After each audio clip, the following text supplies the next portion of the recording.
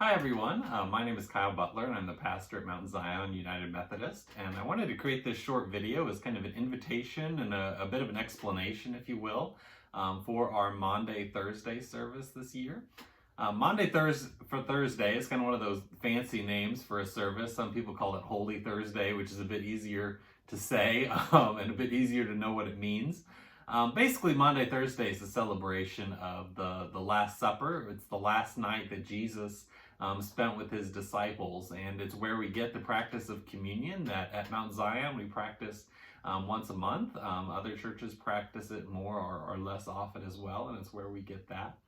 But basically, it's the last time that Jesus knew that he'd be with his disciples before he was about to be arrested and before he was about to be crucified. And in the story, Jesus came back later and appeared to them kind of after the resurrection. So this isn't the final word, if you will, but I think it's meaningful that he had spent 3 years basically walking around and spending every waking hour with his disciples and with his friends. And this was kind of his last chance to really kind of share with them. So as we celebrate it, I think that's kind of a question to think about. What if you had that kind of opportunity to kind of sit down with a meal with someone that you knew you weren't going to be seeing for a while? What is it that you'd want to communicate? For Jesus, it was just he wanted to communicate his love. He wanted to say, I love you guys, and no matter what's going to come, no matter what's going to happen, I will always be with you. And that's a message that resonates then, and that's a message that certainly resonates now as well. That promise that Jesus is with us no matter what is certainly something I think a lot of us need to hear. We were hoping this year to kind of celebrate Maundy Thursday together, and we were kind of planning a service around tables in our fellowship hall where we'd all be like sharing food together.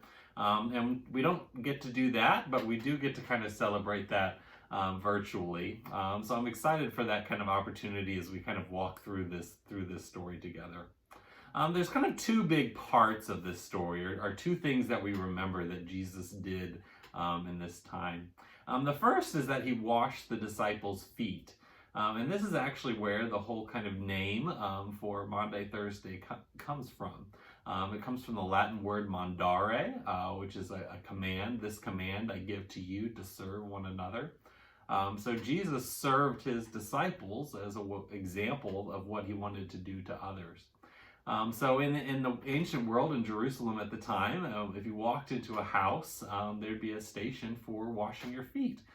Especially back then where you kind of walked everywhere and your feet would collect all sorts of dust and grime from the road and the trail and all of those kind of things. Washing your feet was an important thing to do when you went into a house, and providing a way to wash someone's feet was a important act of hospitality that people would do. Often it would be kind of like a servant or someone in the house that would wash everyone's feet. Everyone would sit around a table, often kind of reclining on the floor when they would eat. And you kind of go around the table, and kind of the person with the least status, or the least important person there, would go and wash everyone's feet. So when Jesus started to do this, it was him assuming the position of a servant. It was him kind of lowering his status. He was supposed to be the one that they were taking care of, and he instead decides to take care of them. So it was a meaningful gesture that Jesus did. And so I invite you, as you kind of start your meal or prepare for your meal, if you really want to go all in, you can wash feet. Every time I've tried to do that at a church, everyone has run away screaming. Usually no one wants anything to do with feet, and if you're one of those people, I respect that and go for it. But if you want to dive in, it is kind of a meaningful gesture that you can do. You can just kind of go wash your hands like normal, go to your sink and kind of wash your hands with soap. That's obviously a good practice to do anytime you eat.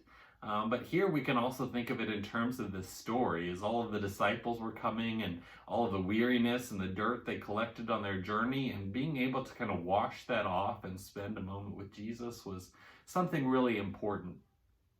So I kind of invite us to kind of experience that. You can go and do that at a sink. I have just kind of a simple bowl I pulled from the kitchen, and as maybe a symbolic gesture, you can kind of wash your hands in that with water. If you want to wash one another's hands, if you're with someone in the meal, that's something else you can do. I think that's something we often don't do for each other, and it's something meaningful that we can receive.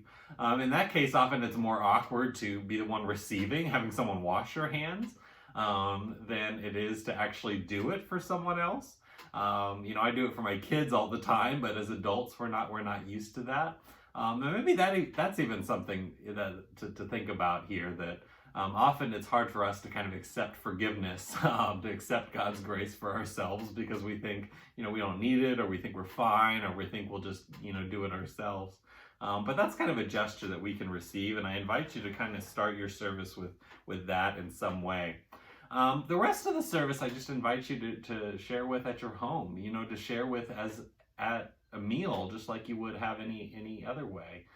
This can be your normal dinner. This can be what you were going to eat anyway. This doesn't have to be anything fancy. And in a way, that's part of the point, inviting Jesus to be with us, even in the not fancy, even in the ordinary elements.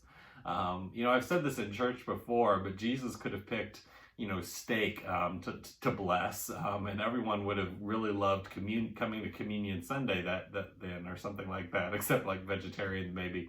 But Jesus could have blessed something really good tasting and really fancy to bless. But instead, he picked things that were really ordinary. He took, grape juice or wine, that was something very common back then, and he took just a loaf of bread. He wanted people to be able to find God in the stuff they already had at their house. He didn't want it to be something extravagant, something we have to go out and find somewhere else. He wanted us to know that grace was already here. So we can share that in a meal that we were already going to have, and know that God is present in it. Some of the things I want you to think about as you're kind of getting ready for your meal, and maybe these are some kind of conversation points that you can talk about while you're eating as well, is thinking about the food that you serve, and how that might show God's grace to you. I think food is an important part of our lives. Food is an important part of our story. When we think about kind of the memorable moments in our lives, food often factors in. In my house, when I'm thinking about me and my wife, it's sushi. Is kind of one of our favorite things. When we did our first date, we went to a sushi restaurant in Kansas City. When I proposed to her, I made sushi that I brought to her house, and she said yes, and she survived my sushi. So those are both kind of wins. And then when we had Jonah, after she'd been pregnant for 9 months and not been able to eat raw fish, we went out to a local restaurant and got this. We got so much it came in a boat of the sushi that we could eat. It was kind of an important story for us, and so often when we think about that, that's like one of the foods that we talk about. But maybe, what food are you eating? What's your favorite food, and how what stories do you have around meals that you've shared that you can talk about as you eat?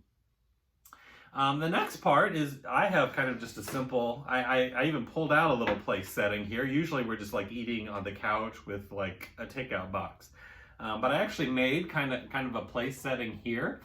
You can even do this if you want to like make it kind of a special meal, something that you've like prepared. I think when you sit down at a spot that's prepared like this, and I don't know, customs or anything like that. I'm sure my silverware are on the wrong side or whatever.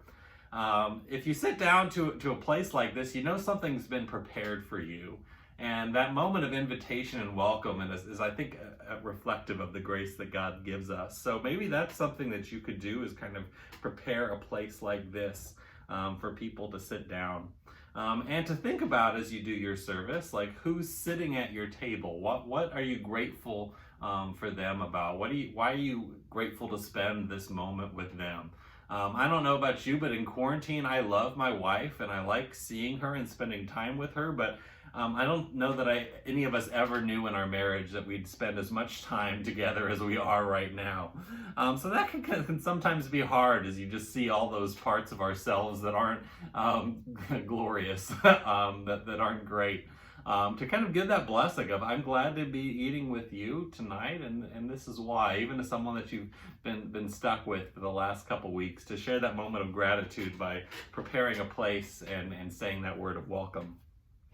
The last thing I'll say is, I brought this little candle that we had around the house. If you don't have like a candle and lighter, you can just, make a show of turning the lights on. My 2-year-old loves to turn the lights on and off, so he would be all about that. But in church, when we start a moment of worship, we take time to light the candles as a start to the worship service. And that's kind of a symbol of God's light, of God's presence entering into the sanctuary. Of course, we believe that God is present whether the candles are lit or not. It's not like if we forget to light the candles, which of course, we've done. I'm not the most, sometimes I'm more forgetful than I like to be. But God's still there, but sometimes it's helpful for us to kind of take a moment, and when we light the candle, it's like a way of us being intentional about welcoming God into this space as well. So I just invite you to kind of memorialize that in some way, whether that's lighting a candle, just like saying a blessing while you turn the lights on, whatever it is that you want to do. So there's lots you can do and lots you can talk about. Talk about your favorite meal. Talk about, moments that you've shared, memories that you've shared. Talk about why you're grateful for other people. There's things that we can talk about as we share this meal to make it be just kind of a blessing that we give to other people. I know that doesn't feel like a normal worship service, but that's what Jesus did. He just sat down and ate with them. And at the end, he gave them bread and he said, "I'm with you." And that's maybe all we need to do too. Just share a meal and just share gratitude with each other. I invite you to close the service by reading the story. It comes from Matthew 26. It's only about a few verses where Jesus blesses the bread and blesses the cup and says, "This is my body and this is my blood shared for you." We're not kind of doing full communion in this moment, but it's a chance to remember that God's present. God was giving his presence to them, and God's giving his presence to us as well, in whatever elements that we eat and that we share with one another. Kind of a final point of conversation after you read that, in the video and the materials that we're sharing, there's a song that you can listen to that can kind of help you like reflect, kind of let sometimes when we hear scripture, it's good to just kind of let it sink in a little bit to kind of say, well, what is God saying, or what is God saying to me in the midst of this? But after that, what sticks out to me about the story that we can reflect on is each moment before Christ gave his disciples the bread, before he gave them the cup, in each of those moments, he said he was thankful. He talked about, being thankful and those kind of things. So that's a chance, I think, for us to share what we're thankful for and to kind of process the scripture in that way. And finally, there is a closing blessing, and I'll read that now, and I invite you to read this in your space as a way to kind of close this meal that you're having. This is a poem. This comes from the Sanctified Art materials that we've been using.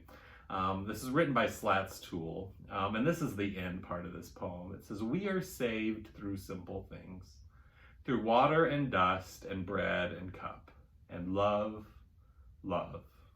Love poured out like blood, love poured out like water that cleanses and protects us." I pray that you'll just receive God's blessing as you share a meal with each other. Just have a moment of conversation. Maybe it'll be a meal like anything else. We eat all the time, but maybe make this just a bit more special. Do something different than you normally do, and have this be a time for conversation and reflection around your table. Or maybe it's just a night where you don't eat on the couch and come to a table, and that's something special in and of itself. But know that God is with you. I believe that as we're all gathered around our tables, that God is with each of us. In really just the same way as Christ was with the disciples back then. And God welcomes us to God's table, and we're invited to share that invitation. We do have a Facebook event for Maundy, Thursday, and we're going to put some of the materials for worship, some of what I talked about here up there. I invite you, if you're sitting around and having table, to take a picture and to either share that on our Facebook page or email it to me or send it to the church or whatever you want to do. I'd love to see what your meal looks like as a way that we can experience community virtually. Let us continue to walk through Holy Week together, and I just pray for you and the meal that you're sharing.